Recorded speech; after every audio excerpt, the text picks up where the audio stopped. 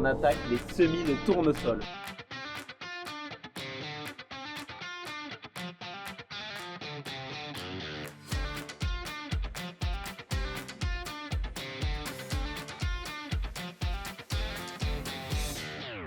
Pourquoi 170 chevaux pour tirer ça? Donc ce qui se passe, aspiration, bam, ça nous plaque les graines.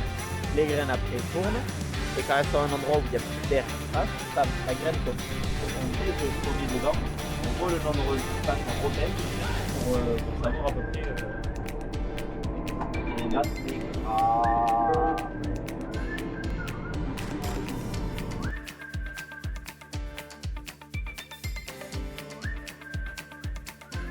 Hey les agris, nouvelle semaine, nouvelle vidéo. Comme vous avez vu dans le titre, on attaque les semis de tournesol. Donc derrière moi, j'ai mon petit Kuhn Maxima de 7 rangs à 60 d'écartement.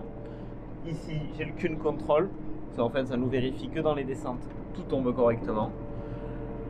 Je propose de vous faire 2-3 petits plans de drone tout de suite, comme ça on se met bien. Et je vous reprends par la suite pour un petit tour à l'extérieur, voir le travail qu'on fait, les réglages, vous présenter le semoir. C'est le même qui avait été présenté l'an dernier et dans la vidéo de l'année encore d'avant.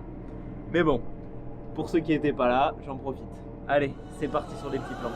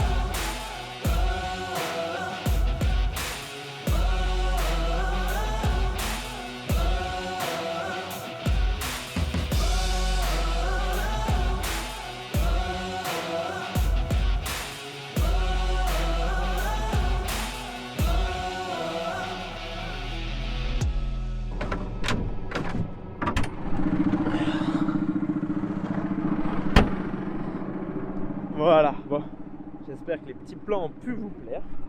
Ils sont pas trop mal.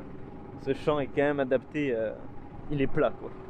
Tout à l'heure j'aurais bien voulu vous filmer ce qu'on était en train de faire parce que je semais et devant il y avait le 235 avec la rotative pour reprendre des petits bouts de champ qui n'avaient pas pu se faire la fois d'avant. Donc c'est vrai que c'était stylé. Bon, présentation de l'ensemble. 174 semoirs. Pourquoi 170 chevaux pour tirer ça? Je vous l'explique après. Donc là, on est sur un semoir monograine. C'est-à-dire qu'on va venir placer graine par graine. Comparé à un semoir, comme on peut dire un semoir à blé, un semoir volumétrique, on va semer un nombre de kilo-hectares. Là, on va semer un nombre de grains hectares. Pour le tournesol, une graine précise. Parce que le tournesol aussi, comme le maïs et d'autres trucs comme ça, ont besoin d'être bien placés dans le sol. Comment ça fonctionne? On a une cardan qui alimente une turbine ici, et on a des tuyaux. Donc là, on a 7 tuyaux qui sortent de la turbine. L'air va venir par là, et en fait, on a un disque à l'intérieur qui est troué. Et ce disque, ce qui va se passer, c'est qu'avec l'effet de l'air, les grains vont venir boucher les trous. Et donc ça veut dire que quand notre disque avance proportionnellement à notre avancement, à notre vitesse d'avancement, mais les grains vont se prendre un par un en se collant et en tombant. Si je passe à la ferme, j'essaierai de vous le montrer un peu plus tard dans la vidéo. On a d'autres disques de sorgho et tout ça, parce qu'en fait, en fonction des variétés, donc le tournesol, on a les disques, pour le sorgho, on a des disques. Si on fait du maïs, on a d'autres disques. Pour le soja, on a encore d'autres disques. Voilà, c'est vraiment en fonction de chaque taille de graine, le trou est différent. Donc je sais pas si on va pouvoir le voir, mais le disque, il est là-dedans. En fait, il est ici, le disque. Donc ce qui se passe, aspiration, bam, ça nous plaque les graines. Les graines après tournent, et quand elles sont à un endroit où il n'y a plus d'air qui passe, bam, la graine tombe. Notre élément de semis, c'est des éléments à chaque fois indépendants de semis. À l'avant, on a un chasse-motte. Ça va venir faire un travail comme ça. Bon, ici, on est assez bien préparé dans ce champ. Un peu plus haut, c'était moins bien préparé. Du coup, je les avais enfoncés un peu plus pour venir pousser les mottes en surface et avoir un lit de semences plat. Donc ça, c'est l'intérêt de notre chasse-motte. Après, derrière, on a un double disque ouvreur. Donc c'est celui-là. Et après, on a nos roues ici, qui vont faire notre profondeur. Elles sont montées sur un balancier, il y en a une de chaque côté de l'élément. Et on règle par ceci notre profondeur de travail. Donc là, on n'est pas bien creux. J'essaye de vous creuser après pour vous montrer. Et derrière, on a deux roues comme ça, qui sont appelées des roues de rappui, qui vont venir rappuyer notre sillon. Parce que vu qu'on a les disques ouvreurs qui nous ont ouvert le sillon, poser la graine, on a ces disques, ces roues qui vont venir refermer le sillon et rappuyer. Après, vous allez me dire, t'as une trémie. C'est pour de l'engrais? Non. C'est pour un mélange de Tricha Expert et d'Anti-Limace. L'intérêt du Tricha Expert, c'est que c'est un insecticide avec un tout petit peu d'azote. Ça va avoir pour but de donner un petit coup de boost à la plante au début. Et c'est surtout, le Tricha est un insecticide qu'on met en localisé, qui va permettre d'atteindre la larve de taupin, qui est une petite larve qui détruit souvent quand on sème des tournesols et tout, qui va venir manger notre graine de tournesol au début. Donc on le protège avec ça et on met de l'anti-limace en localisé dans la raie aussi pour permettre de protéger des larves de limaces, pour pas que le tournesol se fasse manger au tout début. Pourquoi on met en localisé? Pour diminuer les doses. Parce que là, en anti-limace, on est à vraiment très faible quantité. Au final, vu qu'on est juste dans l'arrêt de semis, que quand on va le mettre en plein avec le quad, on va être à des quantités plus hautes. Donc là, il y a un intérêt aussi de réduction de phyto. Voilà, donc chacun, là, c'est un 7 rangs, du coup, à 60 cm d'écartement. Ça veut dire qu'entre chaque rang, on a, nous, 60 cm. On peut travailler à plusieurs tailles. Il y en a qui le sèment à 75, il y en a qui le sèment à 80. Nous sur l'exploit depuis longtemps ça a été pris le choix d'être à cet écartement. Là on est en train de voir que j'ai plus beaucoup de semences, donc j'ai un sac d'avance dans la cabine, donc je fais le tour du semoir pour vérifier ce qui me manque et je vais appeler pour qu'on vienne me réapprovisionner, parce que là on est sur le site à moitié éloigné, on n'est pas à côté de la ferme. Je vous creuse 2 secondes à sillon pour qu'on retrouve ces grains de tournesol. Voilà, je vous reprends, j'ai trouvé 2 grains. Donc on est un peu en surface quand même. Je trouve pas qu'on est très très profond. On est à la limite entre le frais, donc le frais c'est la terre qui est humide dessous, et la terre sèche de dessus. Donc en soi c'est pas trop mal, on est à peu près à la bonne profondeur. On va pas semer trop profond parce que vu qu'ils annoncent pas non plus des températures très chaudes, si on sème trop profond il y a un risque que le tournesol mette longtemps à lever et qu'il y ait de la perte. Donc c'est pour ça qu'on essaye souvent de ne pas faire des trucs non plus trop creux. Bon, je remonte, je reprends parce qu'il me reste encore pas mal de boulot. et je vous reprends dans la suite de la vidéo. Voilà.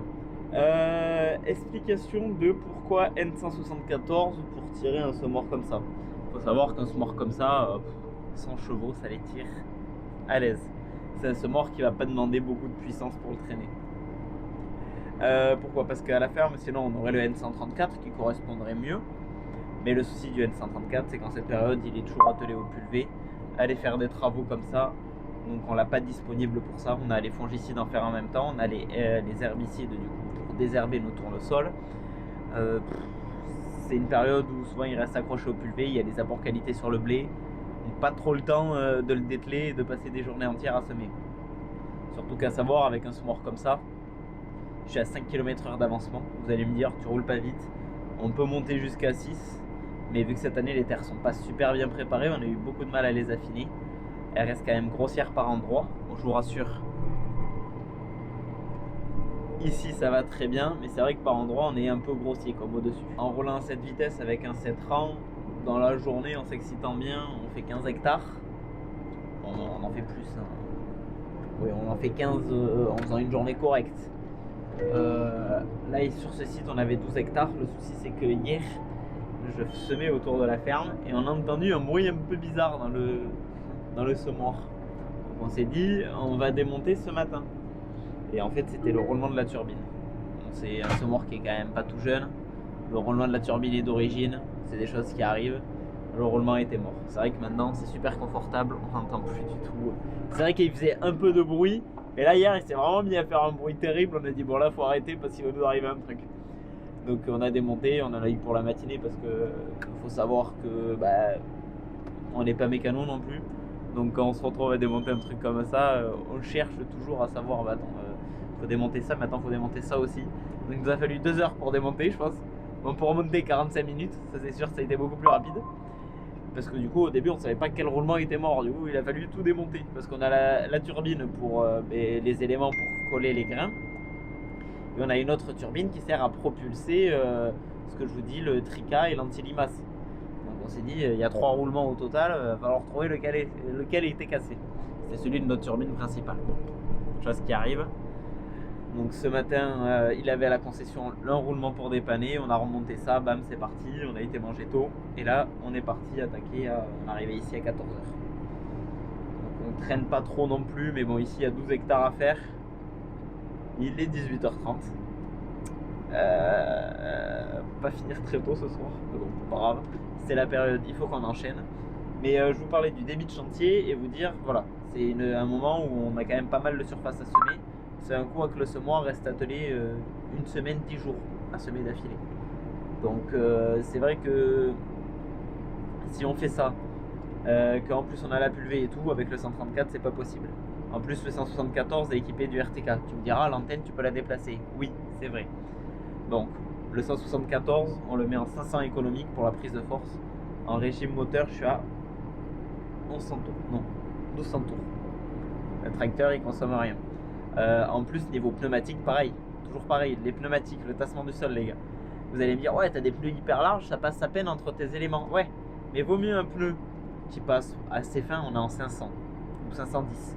On sème à 60 d'écartement, à 600. Du coup il y a quand même de la marge de chaque côté pour pas écraser notre raie de semis. On est proche mais on n'écrase pas. Donc pareil, on réduit notre tassement sur l'inter-truc, sur l'inter-rang. Et de réduire le tassement sur l'inter-rang va quand même favoriser une poussée. Si on regarde, on tasse à peine ici. Et ici ça marque un peu plus parce qu'on est sur du labour. Sur les terres qui ont été préparées au fissurasseur, ça se voit pas. C'est vrai qu'on y serait avec le 134, on marquerait beaucoup plus fort et plus profondément. Donc aussi l'un des intérêts du 174. Après le T, on ne sèmerait pas avec parce qu'en 710 c'est même mettre 200 bourrins pour semer, ça servira à rien. Et dans tous les cas, comme vous avez vu en début de vidéo, il servait encore à préparer les terres. Comme là, il finit de faire un peu de rotative à la ferme, des trucs qui nous restaient à faire. En parlant de rotative, c'est exactement ce que j'ai fait toute la semaine dernière. Vraiment toute la semaine, j'ai fait que de l'air rotative, manger que ça toute la semaine. Donc c'est pour ça que vous n'avez pas eu de vidéo la semaine dernière, parce que je voyais pas l'intérêt de vous prendre avec moi et pour vous dire on fait de l'air rotative comme la semaine d'avant, toute la semaine. Voilà. J'aurais pu essayer de vous faire des plans et tout, mais c'est une période, comme je vous dis, assez speed. Donc prendre la caméra, c'est pas le truc qu'on a toujours, pas forcément l'énergie, mais juste on n'a pas toujours voilà, l'envie de filmer. On essaye quand même d'être assez concentré dans ce qu'on fait. Beaucoup de blabla. Le Cune Control, je vous en reparle. En fait, c'est juste qu'on a un capteur par descente du semoir. Et quand il y a une descente, un capteur qui voit plus de grains descendre, il nous bip et il nous dit lequel c'est. La plupart du temps, c'est qu'on n'a plus de semences dedans. Après, ça peut arriver qu'il y ait des choses. Des fois, on a le capteur 4 qui déconne. Bon, là, on l'a bien nettoyé et tout cette année. Il nous a pas embêté pour le moment.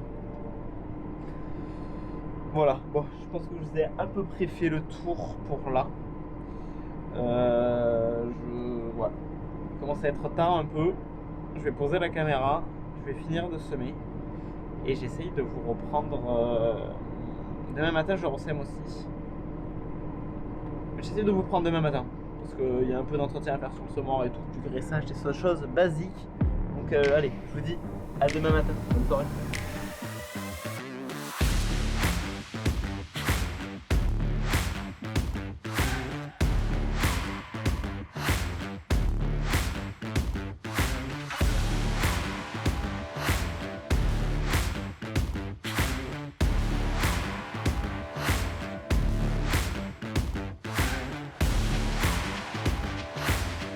Voilà, je n'ai pas du tout repris, on est le lendemain. J'ai le semoir qui vient de biper, élément vide. Il me semblait que j'avais mis assez de semences pour faire tout. J'avais pris une dose d'avance dans le tracteur. Mais au final, je pense qu'il me reste à peu près au moins... Il me reste tout ça qui n'est pas semé. Et là, j'ai fait une bande sur 2. Le champ, il fait 6 hectares. J'ai dû en faire 3 à peu près. Et du coup, une dose, ça va pas me suffire. Il va falloir que j'appelle pour qu'on me rapporte une dose de semences. Je pensais que ça allait être bon. Mais je sais pas comment je me suis débrouillé, mais pas bien en tout cas. Et je suis pas sûr qu'avec une dose ça passe. Donc voilà, les éléments ils sont vides. Ça m'a bipé en cabine, je me suis arrêté. En parlant de semences, qu'est-ce qu'on sème? On sème du LG. Après c'est du Limagrin, la référence c'est 5779. Chez Limagrin, c'est vrai que c'est beaucoup de chiffres, qu'il y a d'autres entreprises semencières où il va y avoir un nom vraiment de variété. Mais voilà, bon allez. On essaye de se partager tout ça dans le semoir et voilà quoi, on repart.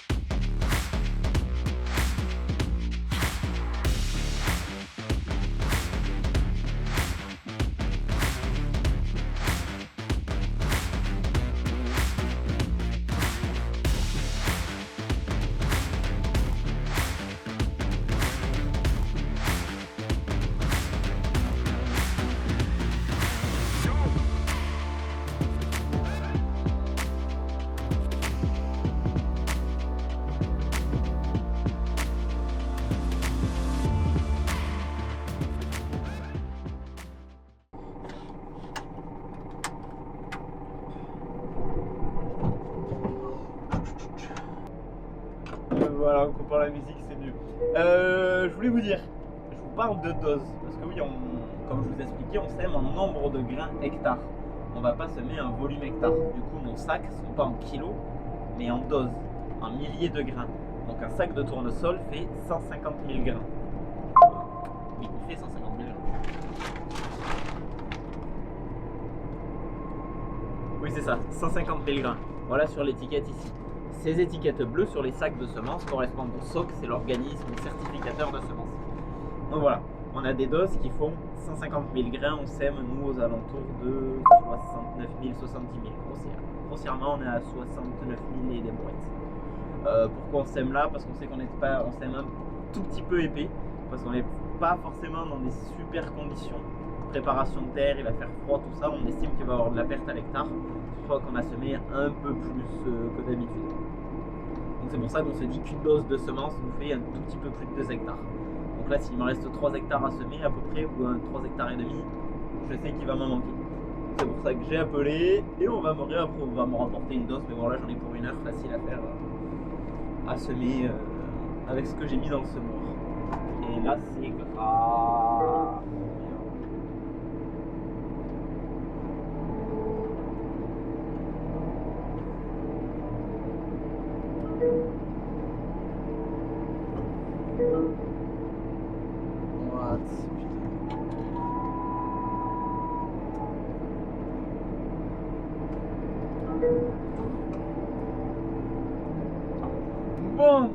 venez de voir en direct que je viens de me prendre un goutier que j'avais pas vu.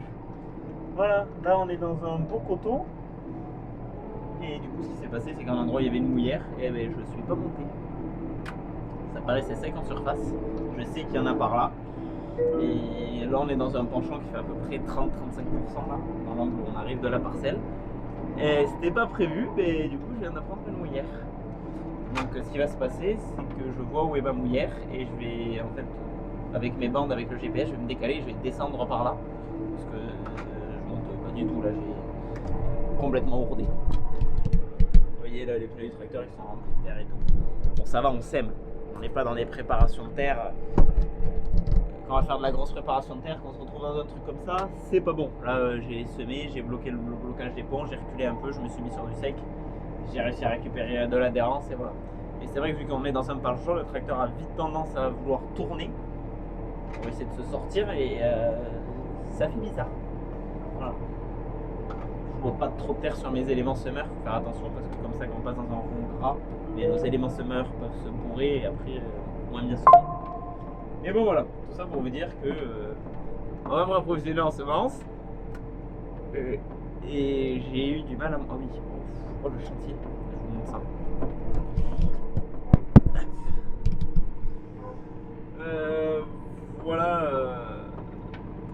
Voilà ce qui vient de m'arriver. Ceci. Attendez, je vous remets là, le temps de repasser. Parce qu'à côté, ça doit être pareil.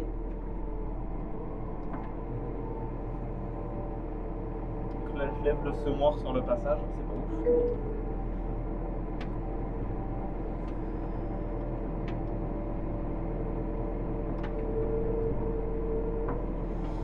Il y aura une partie du champ pas semée. Vraiment cette année c'est vraiment une année où on a des terres assez sujettes à ça. On s'appelle ça des mouillères, des gouttiers comme on veut l'appeler. C'est vrai que cette année quand même on est assez sujet à ça. Et même là quand on a préparé il y a des endroits c'était pas très beau. Et là pour le coup ben ça n'a pas été beau, pas grave. Donc dans les zones comme ça ben, on lève le semoir donc ça fait que des petits ronds et ben, on ne reviendra pas semer une petite superficie comme ça sert à rien. Voilà, bon allez, je continue et je continue. Bon voilà les gars, je me suis rendu compte que j'ai pas filmé la fin de vidéo.